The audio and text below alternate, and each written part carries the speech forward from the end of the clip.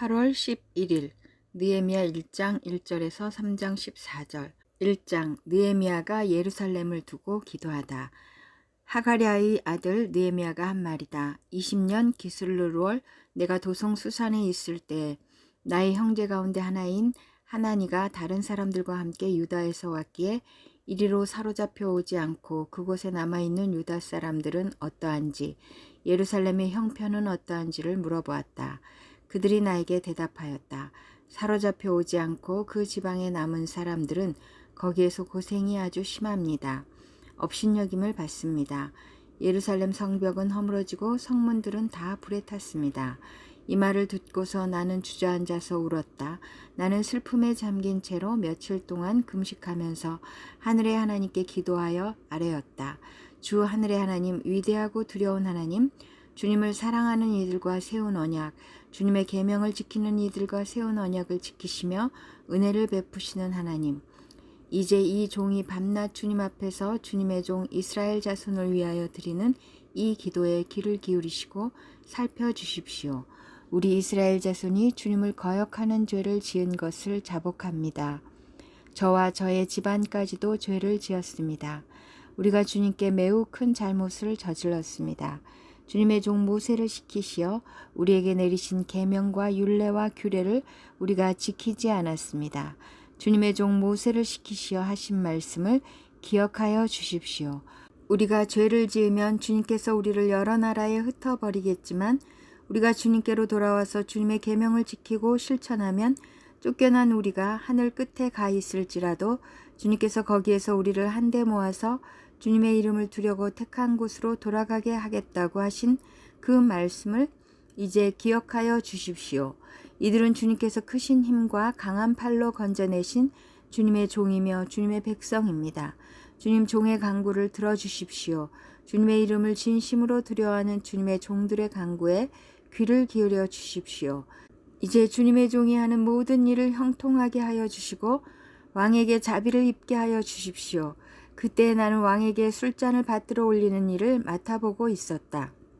2장 느헤미야가 예루살렘으로 가다. 아닥사스다 왕 20년 니산월에 나는 왕에게 술을 따르는 일을 맡았다. 왕에게 술을 따라 드리는 어느 날 왕께서는 나의 안색이 평소와는 달리 좋지 않은 것을 보시고는 안색이 좋지 않구나. 아픈 것 같지는 않은데 무슨 걱정되는 일이라도 있느냐 하고 물으셨다. 나는 너무나도 황공하여 임금님 만수무강하시기를 빕니다. 소신의 조상이 묻힌 성읍이 폐허가 되고 성문들이 모두 불에 탔다는 소식을 듣고서 울적한 마음을 가누지 못한 탓입니다. 하고 아뢰었더니 네가 바라는 것이 무엇이냐 하고 왕께서 또 나에게 물으셨다. 나는 하늘의 하나님께 기도를 드리고 나서 왕에게 말씀드렸다. 임금님께서 좋으시면 임금님께서 소신을 좋게 여기시면 소신의 조상이 묻혀있는 유다의 그 성읍으로 저를 보내주셔서 그 성읍을 다시 세우게 하여 주시기를 바랍니다. 그때 왕후도 왕 옆에 앉아 있었다. 왕은 그렇게 다녀오려면 얼마나 걸리겠느냐, 언제쯤 돌아올 수 있겠느냐 하고 나에게 물으셨다. 왕이 기꺼이 허락하실 것 같은 생각이 들어서 나는 얼마나 걸릴지를 말씀드렸다. 나는 왕에게 덧붙여서 말씀드렸다. 임금님께서 좋으시다면 소신이 유다까지 무사히 갈 수 있도록 유브라데스 서쪽 지방의 총독들에게 보내는 친서를 몇 통 내려주시기 바랍니다.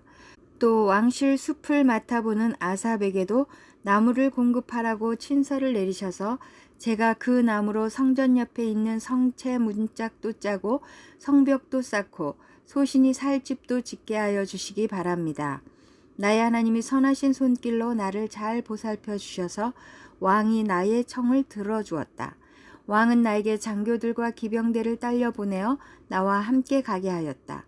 그래서 나는 길을 떠나 유브라데스 서쪽 지방의 총독들에게로 가서 왕의 친서를 전하였다. 호론 사람 산발락과 종노릇을 하던 암몬 사람 도비아에게 이 소식이 들어갔다. 그들은 어떤 사람이 이스라엘 자손의 형편을 좋게 하려고 오고 있다는 것을 알고서 몹시 근심하였다고 한다. 느헤미야가 성벽 재건을 격려하다. 나는 예루살렘에 이르러 거기에서 사흘 동안 쉬고 나서 밤에 수행원을 몇 명 데리고 순찰을 나섰다. 하나님이 나의 마음을 움직이셔서 예루살렘에서 일하도록 하신 것을 나는 그때까지 어느 누구에게도 말하지 아니하였다. 나에게 짐승이라고는 내가 탄 것밖에 없었다. 밤에 나는 골짜기 문을 나섰다.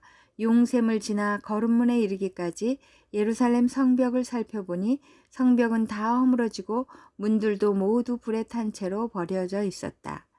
샘문과 왕의 연못에 이르렀을 때에는 내가 탄 짐승이 더 나아갈 길이 없었다. 그래서 그날 밤에 나는 계곡을 따라 올라가면서 성벽을 둘러보고 다시 골짜기 문을 지나 되돌아왔다.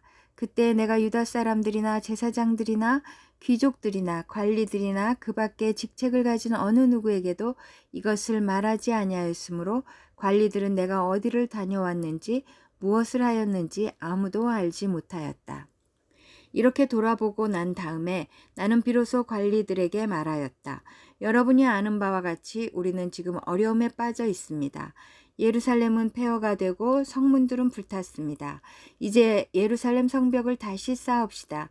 남에게 이런 수모를 받는 일이 다시는 없어야 할 것입니다. 나는 또한 나의 하나님이 선하신 손길로 나를 잘 보살펴 주신 일과 왕이 나에게 한 말을 그들에게 말하였다. 그랬더니 그들은 공사를 시작하겠다고 나에게 다짐하였고 힘을 내어 기꺼이 그 보람 있는 일을 시작하였다. 그러나 이 일이 호론 사람 산발락과 종노릇을 하던 암몬 사람 도비아와 아랍 사람 게셈에게 알려지니 그들은 우리에게로 와서 당신들은 지금 무슨 일을 하고 있는 거요? 왕에게 반역이라도 하겠다는 것이요? 하면서 우리를 업신여기고 비웃었다. 내가 나서서 그들에게 대답하였다. 하늘의 하나님이 우리를 위하여 이 일을 꼭 이루어 주실 것이요. 성벽을 다시 쌓는 일은 그분의 종인 우리가 해야 할 일이요. 예루살렘에서는 당신들이 차지할 몫이 없소. 주장할 권리도 기억할 만한 전통도 없소. 3장 예루살렘 성벽 재건. 대제사장 엘리야십이 동료 제사장들과 함께 나서서 양문을 만들어 하나님께 바치고 문짝을 제자리에 달았으며 한메아 망대와 하나네엘 망대까지 성벽을 쌓아서 봉헌하였다. 그 다음은 여리고 사람들이 쌓았고 또 그 다음은 이므리의 아들인 삭굴이 쌓았다. 물고기 문은 하스나아의 자손이 세웠다. 문틀을 얹고 문짝을 달고 빗장과 빗장 둔태를 만들어 달았다. 그 다음은 학고스의 손자요 우리아의 아들인 무레못이 보수하였고 그 다음은 무세사벨의 손자요 베레기야의 아들인 무슬람이 보수하였으며 그 다음은 바하나의 아들인 사독이 보수하였다. 그 다음은 두고아 사람이 보수하였는데 그들 집안의 어떤 유력자들은 공사 책임자들에게 협조하지 않았다. 옛문은 바세아의 아들인 요야다와 브소드야의 아들인 무슬람이 보수하였다. 문틀을 얹고 문짝을 달고 빗장과 빗장 둔태를 만들어 달았다. 그 다음은 기브온 사람 물레아디아와 메로노 사람 야돈이 유브라데스 서쪽 지방의 총독 아래에 있는 기브온 사람들과 미스바 사람들을 데리고 보수하였다. 그 다음은 세공장이 할헤아의 아들 우시엘이 보수하였다. 그 다음은 향품 제조업자 하나냐가 보수하였다. 그들은 넓은 벽에 이르기까지 예루살렘을 복구하였다. 그 다음은 예루살렘의 반쪽 구역의 책임자이며 후루의 아들인 르바야가 보수하였다. 그 다음은 하루마베 아들인 여다야가 보수하였는데 그곳은 바로 자기 집 맞은 쪽이었다. 그 다음은 하삼니야의 아들 핫두스가 보수하였다. 하림의 아들인 말기야와 바한 모압의 아들인 핫숲은 풀무 망대까지 합쳐서 둘째 부분을 보수하였다. 그 다음은 예루살렘의 반쪽 구역의 책임자이며 할로헤스의 아들인 살룸이 자기 딸들과 함께 보수하였다. 골짜기 문은 하눈과 사노아에 사는 사람들이 보수하였다. 문틀을 얹고 문짝을 달고 빗장과 빗장 둔태를 만들어 달았다. 그들은 또한 거름문까지 성벽 천자를 보수하였다. 거름문은 베탁게렘 구역의 책임자이며 레갑의 아들인 말기야가 보수하였다. 문틀을 얹고 문짝을 달고 빗장과 빗장 둔태를 만들어 달았다. 고린도전서 7장 1절에서 24절 7장 혼인에 관련된 문제들 여러분이 적어보낸 문제를 두고 말하겠습니다. 남자는 여자를 가까이 하지 않는 것이 좋습니다. 그러나 음행에 빠질 유혹 때문에 남자는 저마다 자기 아내를 두고 여자도 저마다 자기 남편을 두도록 하십시오. 남편은 아내에게 남편으로서의 의무를 다하고 아내도 그와 같이 남편에게 아내로서의 의무를 다하도록 하십시오. 아내가 자기 몸을 마음대로 주장하지 못하고 남편이 주장합니다. 마찬가지로 남편도 자기 몸을 마음대로 주장하지 못하고 아내가 주장합니다. 서로 물리치지 마십시오. 여러분이 기도에 전념하기 위하여 얼마 동안 떨어져 있기로 합의한 경우에는 예외입니다. 그러나 그 뒤에 다시 합하십시오. 여러분이 절제하는 힘이 없는 틈을 타서 사단이 여러분을 유혹할까 염려되기 때문입니다. 그러나 내가 이것을 말하는 것은 그렇게 해도 좋다는 뜻으로 말하는 것이지 명령으로 말하는 것은 아닙니다. 나는 모든 사람이 다 나와 같이 되기를 바랍니다.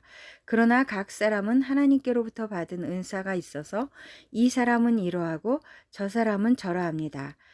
결혼하지 않은 남자들과 과부들에게 말합니다. 나처럼 그냥 지내는 것이 그들에게 좋습니다. 그러나 절제할 수 없거든 결혼하십시오. 욕정에 불타는 것보다는 결혼하는 편이 낫습니다. 결혼한 사람들에게 말합니다. 이것은 나의 말이 아니라 주님의 명령입니다. 아내는 남편과 헤어지지 말아야 합니다. 만일 헤어졌거든 재혼하지 말고 그냥 지내든지 그렇지 않으면 남편과 화해하여야 합니다. 그리고 남편도 아내를 버리지 말아야 합니다. 그 밖의 사람들에게 말합니다. 이것은 나의 말이요 주님의 말씀은 아닙니다. 어떤 교우에게 믿지 않는 아내가 있는데 그 여자가 남편과 같이 살기를 원하면 그 여자를 버리지 말아야 합니다. 또 어떤 여자에게 믿지 않는 남편이 있는데 그가 아내와 같이 살기를 원하면 그 남편을 버리지 말아야 합니다. 믿지 않는 남편은 그의 아내로 말미암아 거룩해지고 믿지 않는 아내는 그 남편으로 말미암아 거룩해졌습니다. 그렇지 않으면 그들의 자녀도 깨끗하지 못할 것인데 이제 그들은 거룩합니다. 그러나 믿지 않는 사람 쪽에서 헤어지려고 하면 헤어져도 됩니다. 믿는 형제나 자매가 이런 일에 얽매일 것이 없습니다. 하나님께서는 여러분을 부르셔서 평화롭게 살게 하셨습니다. 아내되니여 그대가 혹시나 그대의 남편을 구원하려는지 어찌합니까? 남편되니여 그대가 혹시나 그대의 아내를 구원하려는지 어찌합니까? 하나님이 주신 본분대로 살아가라. 각 사람은 주님께서 나눠주신 분수 그대로 하나님께서 부르신 처지 그대로 살아가십시오. 이것이 내가 모든 교회에서 명하는 지시입니다. 할례를 받은 몸으로 부르심을 받은 사람은 굳이 그 할례 받은 흔적을 지우려고 하지 마십시오.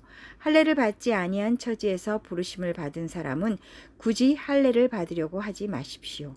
할례를 받은 것이나 안 받은 것이나 그것은 문제가 아니고 하나님의 계명을 지키는 것이 중요합니다. 각 사람은 부르심을 받은 그때의 처지에 그대로 머물러 있으십시오. 노예일 때에 부르심을 받았으니까 그런 것에 마음 쓰지 마십시오.